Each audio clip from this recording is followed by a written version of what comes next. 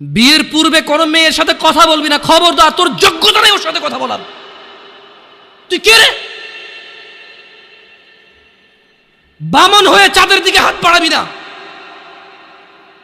আমার বোনরা চাঁদ।